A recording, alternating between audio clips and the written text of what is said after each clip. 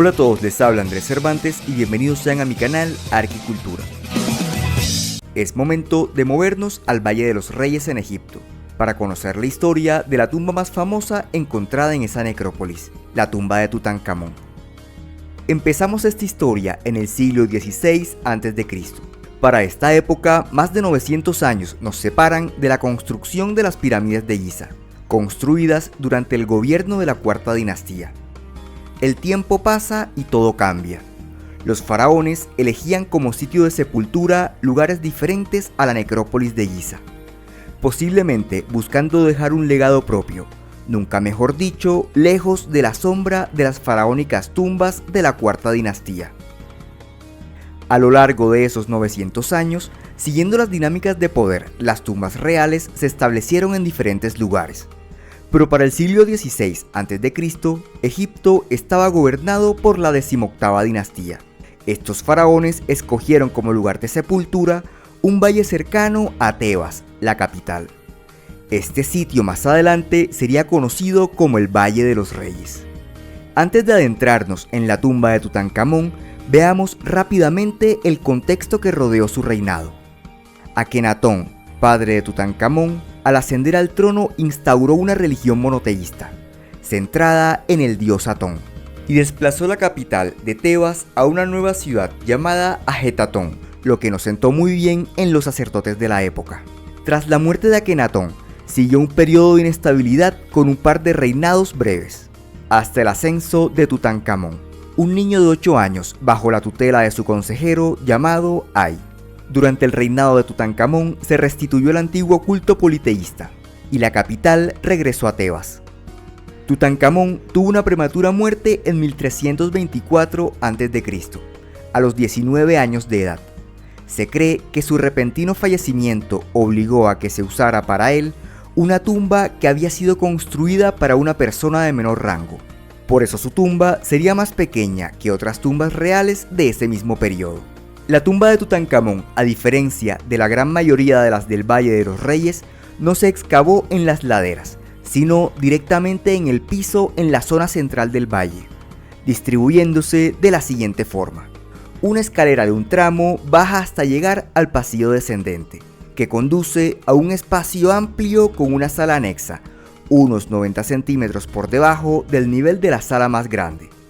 Se cree que esta pudo ser la distribución inicial de la tumba, cuando había sido excavada para alguien de menor rango, pero tras la repentina muerte del faraón, esta rápidamente se adaptó para su nuevo morador, así que se agregó una sala más al norte, para ser usada como cámara funeraria, y otra al oriente de esta conocida como el tesoro, ambas 90 centímetros más abajo que la sala más grande, la cual quedó como antecámara.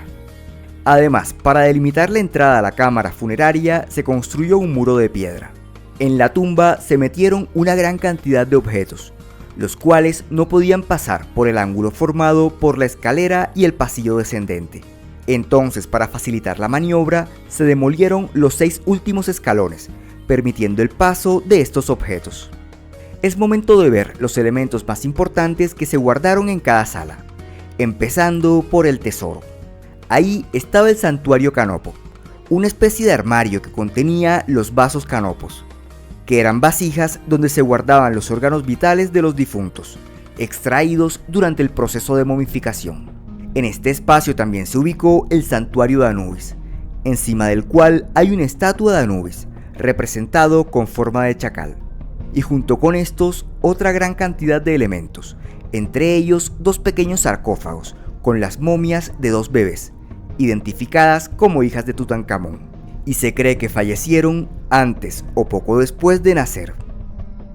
Mientras que otras cámaras funerarias del Valle de los Reyes tienen múltiples escenas pequeñas en cada pared, la cámara funeraria de la tumba de Tutankamón tiene una gran escena en cada pared, sintetizando lo más posible el mensaje que se quería plasmar. El muro norte muestra a la izquierda a Osiris abrazando a Tutankamón, y junto a este el Ka del faraón, es decir, su fuerza vital, considerada un componente del alma humana. En medio se ve a Tutankamón saludando a la diosa Nut, y a la derecha Ay realiza la apertura de la boca. Este rito era parte del funeral y se hacía para que el difunto pudiera comer y beber en la otra vida.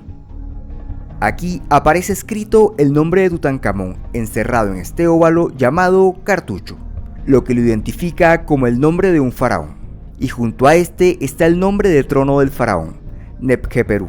Este es el nombre adoptado por el faraón al subir al poder, por lo que aparece muchas más veces representado en este lugar. La pared este muestra a funcionarios de la corte arrastrando la momia de Tutankamón hasta su tumba. En el muro sur, a la derecha, Tutankamón saluda a la diosa Hathor junto con Anubis, y a la izquierda 3 figuras se encuentran detrás de la diosa Isis. Este mural fue pintado una parte sobre la roca tallada y la otra parte sobre el muro construido para delimitar la cámara funeraria. Por último, la pared oeste muestra escenas relacionadas con el libro del Amduat, que describe el viaje de 12 horas nocturnas que hace Ra, el dios del sol, en su barca solar por el más allá. Arriba se muestra la barca solar con el escarabajo Hepri, que representa al dios solar, y otras 5 deidades a la derecha. En la parte de abajo aparecen 12 babuinos, que reciben al faraón y representan las 12 horas nocturnas que deberá pasar el faraón en su paso al más allá. En cada una de las 4 paredes de la cámara se talló un nicho destinado para albergar los llamados ladrillos mágicos, cuya función estaba vinculada a rituales de protección de la tumba. Esta es la única sala con murales en esta tumba, dejando el resto de las salas con la roca a la vista. Aquí hay que destacar una gran falla en la roca, que se ve como una grieta que recorre de norte a sur la antecámara y la cámara funeraria. Esta grieta fue sellada con yeso por los constructores de la tumba. A la momia se le puso una máscara funeraria y entre sus vendajes se guardaron múltiples objetos de gran valor. El cuerpo fue puesto en un ataúd de oro sólido y este dentro de otro de madera recubierta en oro con incrustaciones de vidrio y piedras semipreciosas. Este ataúd se puso dentro de otro de características similares y todo se ubicó dentro de un sarcófago de piedra. El sarcófago además fue cubierto con un santuario de madera, con una doble puerta hacia la zona oriental. Esta puerta fue sellada con un nudo que parece tener forma de mano. Este santuario fue cubierto con otros 2 de características similares, y sobre esto se puso un marco de madera, cubierto con un sudario de lino azul salpicado con rosetas de bronce. Por último, todo fue encerrado con un santuario mucho más grande, ocupando prácticamente todo el espacio de la cámara funeraria. Flanqueando el acceso a la cámara funeraria se pusieron un par de estatuas. Además, la abertura fue sellada con un muro de yeso, y con el yeso aún fresco, con ayuda de sellos, se hicieron bajorrelieves en el muro. La antecámara fue llenada con objetos como 3 camas funerarias, una serie de muebles entre los que destaca un trono y 4 carros desarmados. En la sala anexa también se guardaron objetos, incluyendo otros 2 carros desarmados, alimentos e incluso juguetes que utilizó el faraón cuando era niño. Pero estas cosas no estaban organizadas, más bien parecía que sacaron del palacio las posesiones del faraón, las metieron en cajas y atiborraron la tumba a toda prisa con esos tesoros. El paso de la antecámara al anexo también fue sellado con yeso. Lo mismo se hizo con el paso de la antecámara al pasillo descendente, en el cual también se guardaron posesiones que le servirían al faraón en la otra vida. Por último, la escalera fue reconstruida y el acceso al pasillo descendente también fue sellado con yeso, cerrando completamente la tumba. Se creería que por el hermetismo todo lo que hay dentro se conservaría en perfectas condiciones, pero no contaban con algo. Cuando la tumba se clausuró, el yeso y las pinturas no estaban completamente secos, dejando algo de humedad contenida dentro de la tumba. Sumado a esto, el yeso que selló la grieta del techo no impidió el paso de humedad desde el exterior hasta el interior de la tumba, aunque estudios han revelado que por fortuna nunca entró agua líquida por esa grieta.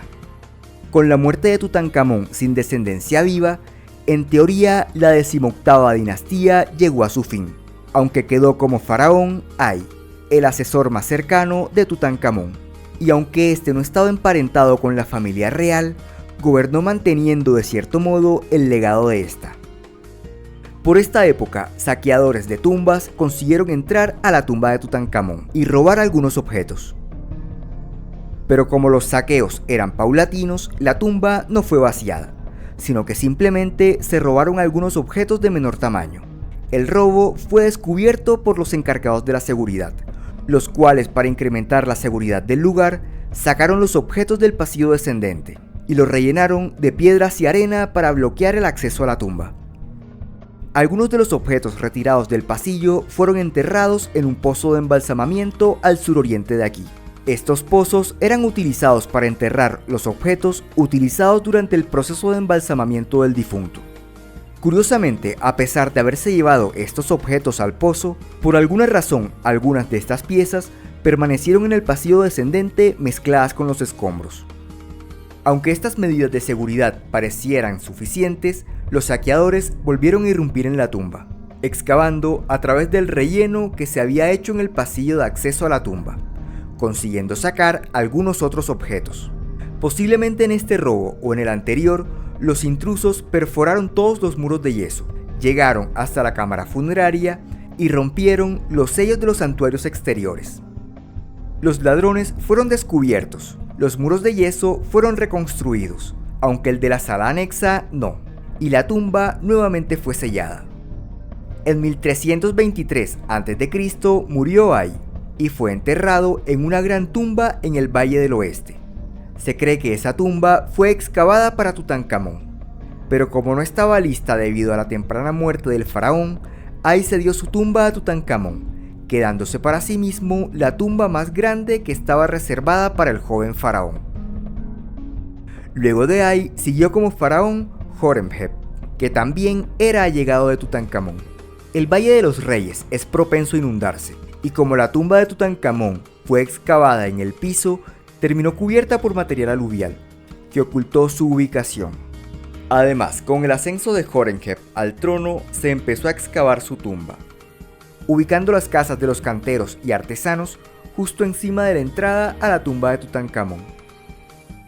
En 1295 a.C., tras la muerte de Horemheb sin descendencia masculina, quedó como faraón su consejero Paramesu, que tomó el nombre de Ramsés I e inició la 19ª dinastía. En 1279 es coronado Ramsés II como faraón, siendo este el más grande y célebre gobernante del Imperio Medio, como se le conoce a Egipto durante el gobierno de las dinastías XVIII, XIX y XX. Ramsés II fue un gran constructor, y uno de sus cambios más notables fue mover la capital de Tebas a Pi-Ramsés. Esta decisión hizo entrar en declive al Valle de los Reyes, y el saqueo de tumbas era cada vez más frecuente, aunque también era fuertemente castigado.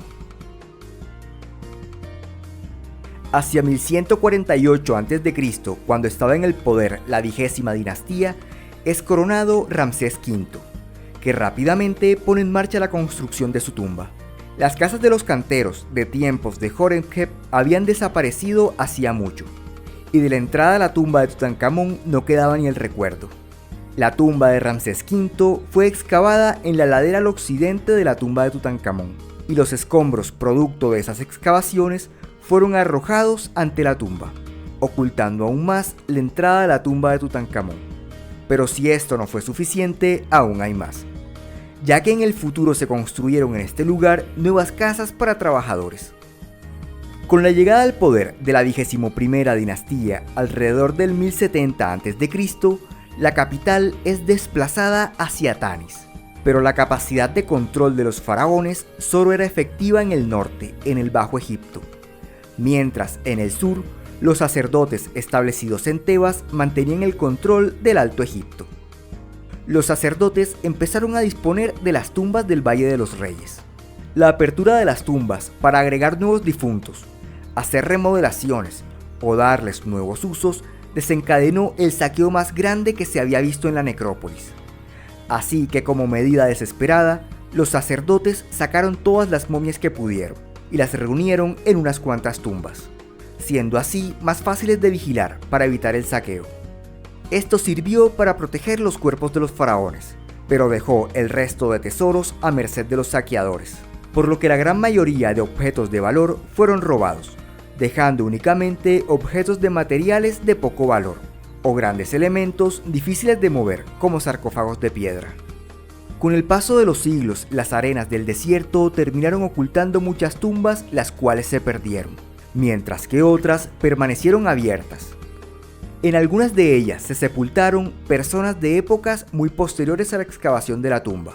Otras se utilizaron como vivienda, y en los primeros siglos después de Cristo, algunas de ellas llegaron a utilizarse como iglesias. Como las tumbas estaban abiertas, y en ellas aún había elementos como sarcófagos de piedra y murales ricamente elaborados, era un sitio turístico muy visitado en la antigüedad. Esto se sabe porque muchos textos antiguos hacen mención de ello, pero además porque los visitantes hacían grafitis en las paredes, llegándose a contar más de 2000 en griego y latín, y en menor cantidad en otros idiomas, como fenicio, chipriota, licio o copto. A pesar de todo este furor, el interés se fue perdiendo, y el Valle de los Reyes, aunque no se perdió, sí terminó en el olvido. A comienzos del siglo XIX, las campañas de Napoleón en Egipto y la traducción de la piedra Rosetta despertaron gran curiosidad en Europa por desentrañar los misterios del antiguo Egipto, por lo que nuevas expediciones se empezaron a llevar a cabo en los diferentes yacimientos arqueológicos de Egipto, entre ellos el Valle de los Reyes. Las tumbas fueron numeradas en orden de descubrimiento, incluyendo las letras KB, por las iniciales de Valle de los Reyes en inglés, mientras que las tumbas del Valle Occidental se les pusieron las letras W. En la primera mitad de este siglo se descubrieron unas 30 tumbas, y en la segunda mitad se centraron los esfuerzos en conservar lo descubierto y organizar los artefactos encontrados. A finales de este siglo se encontraron otras tumbas, llegando hasta la KB42. A comienzos del siglo XX, el estadounidense Theodore Davis consiguió los permisos para excavar en el Valle de los Reyes, y en 1905 hizo el descubrimiento más importante hasta esa fecha, la tumba KB46. Esta se había perdido antes de los saqueos masivos, pero de igual forma presentaba señales de profanación. Durante esta década se encontraron objetos con el nombre de Tutankamón en las tumbas identificadas como KB58 y KB54, siendo esta última el pozo de embalsamamiento donde terminaron parte de los objetos del pasillo descendente. Por alguna razón, aquí también terminó la momia de una de las hijas de Tutankamón. Este descubrimiento hizo que Davis afirmara que se había encontrado la tumba de Tutankamón y que el Valle de los Reyes ya había sido agotado. En 1915 muere Davis y Lord Carnarvon adquiere la concesión para continuar con las excavaciones y contrata a Howard Carter para llevarlas a cabo. Carter no estaba convencido de que la tumba de Tutankamón fuera en la KB54 o 58 y siguió en una búsqueda sistemática que terminó en 1922 con el descubrimiento de una entrada en el piso ante la tumba KB9. Esta misteriosa tumba en el suelo fue identificada como KB62 y había sido tan esquiva para los arqueólogos por tener su entrada justo en el suelo y no en alguna ladera como la gran mayoría de las tumbas del Valle de los Reyes. Conforme se fueron retirando los escombros en el pasillo descendente, se encontraron objetos relacionados con el embalsamamiento, con características similares a los encontrados en KB54. Empezando a barajarse la posibilidad de que ahora sí se había encontrado la tumba de Tutankamón. Al romper la pared que bloqueaba el acceso a la antecámara, se encontraron una gran cantidad de artefactos que habían permanecido por más de 3000 años en ese lugar, y todo apuntaba a que la tumba pertenecía a Tutankamón. Al fondo de la antecámara, dos estatuas flanqueando lo que claramente era un vano sellado, parecían mostrar a los arqueólogos que ese muro debía ser demolido. Una vez demolido el muro, Carter y su equipo se encontraron con la cámara funeraria mejor conservada en toda la historia del antiguo Egipto. Las puertas de los santuarios exteriores presentaban señales de haber sido abiertas, pero las internas aún permanecían selladas, garantizando que una vez que retiraran todo encontrarían un sarcófago intacto. Entonces, para poder retirar los santuarios, todos los artefactos contenidos en las diferentes salas de la tumba fueron extraídos para ser inventariados, restaurados e investigados. Estos objetos fueron sacados del mismo modo que los metieron, demoliéndose los escalones más bajos de la escalera. Con el espacio libre se demolió el muro divisorio entre la antecámara y la cámara funeraria, sacrificando la mitad del mural sur para poder maniobrar adecuadamente los santuarios. Los santuarios fueron cuidadosamente desmontados hasta llegar al sarcófago de piedra. Luego los ataúdes fueron abiertos uno a uno, hasta encontrarse con la momia del faraón, que lucía el que se convertiría en el más famoso artefacto egipcio de todos los tiempos, la máscara funeraria de Tutankamón. Al igual que los demás hallazgos de la tumba, la momia fue extraída para su estudio. Sin embargo, durante el proceso, los vendajes fueron dañados de forma irreversible, dejando el cuerpo expuesto. En 1926, la momia de Tutankamón regresó a la tumba y fue puesta en el ataúd más pequeño, y este a su vez se puso en el sarcófago de piedra. El proceso de vaciado fue tan meticuloso que tardó unos 8 años en completarse, quedando únicamente dentro de la tumba el sarcófago de piedra y parte de su contenido original. Una vez fue vaciada la tumba, las aberturas que llevan al anexo y al tesoro fueron cerradas con puertas.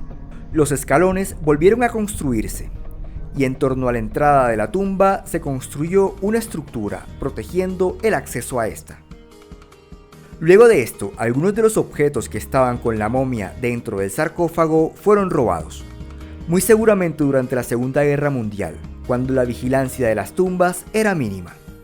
El robo no fue reportado y solo se descubrió hasta 1968, cuando el sarcófago fue abierto para hacer estudios. Con el tiempo, para facilitar la movilidad dentro del recinto, se hicieron adiciones como rampas, plataformas y escaleras. Además, un sistema de iluminación y aire acondicionado, para regular la temperatura y humedad del interior, garantizando la conservación de la tumba. En 2007, la momia fue trasladada a una urna climatizada en la antecámara para evitar su deterioro, mientras en el sarcófago de piedra se dejó el ataúd exterior, protegido por un vidrio. En 2015, estudios con radares sugerían que en las paredes norte y oeste de la cámara funeraria podían existir entradas a nuevas salas, pero años después otros estudios afirmaron lo contrario, quedando este asunto en un 50-50.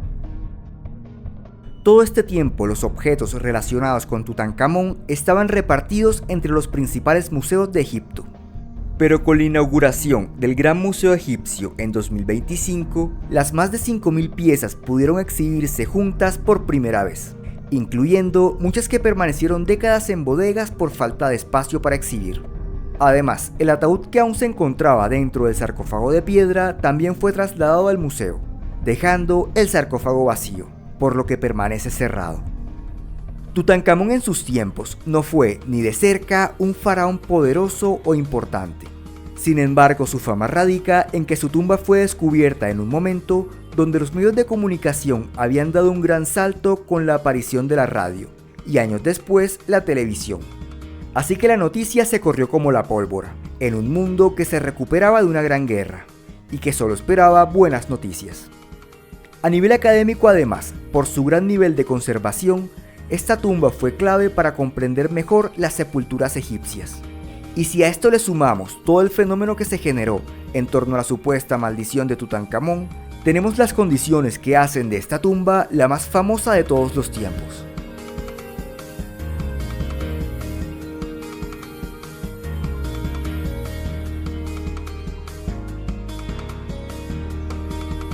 Y bueno, esto ha sido todo por hoy. Si te gustó, no te olvides de darle like y compartir con tus amigos. Y para que no te pierdas de próximos contenidos, suscríbete a mi canal de YouTube y sígueme en las redes sociales de Facebook e Instagram. Les hablo Andrés Cervantes. Hasta la próxima.